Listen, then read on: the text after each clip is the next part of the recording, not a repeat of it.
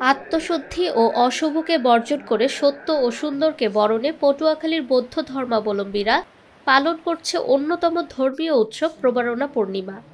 ৬ই অক্টোবর সোমবার সকালে বুদ্ধ পূজা ও পঞ্চশীল প্রার্থনার মধ্য দিয়ে দিনটির শুভ সূচনা করা হয়। এ সময় বৌদ্ধবিহারগুলোতে সমাবেশ ঘটে বৌদ্ধ ভিক্ষুসহ রাখাইন নরনারীদের। পরে তারা বুদ্ধকে ফুল, বাতি ও অন্যান্য সামগ্রী নিবেদন করেন। দিনভর নানা ধর্মীয় আচার অনুষ্ঠানের মাধ্যমে এই উৎসব চলে। এই উৎসব উপলক্ষে জেলার রাখাইন পাড়াগুলোতে বিরাজ করছে এক উৎসব মুখর পরিবেশ। ২৫০০ বছর আগে গৌতম বুদ্ধ বুদ্ধত্ব লাভের পর আষাঢ়ী পূর্ণিমা থেকে আশ্বিনী তিথি পর্যন্ত ৩ মাস বর্ষাবাস পালন শেষে প্রবারণা উৎসব পালিত হয়।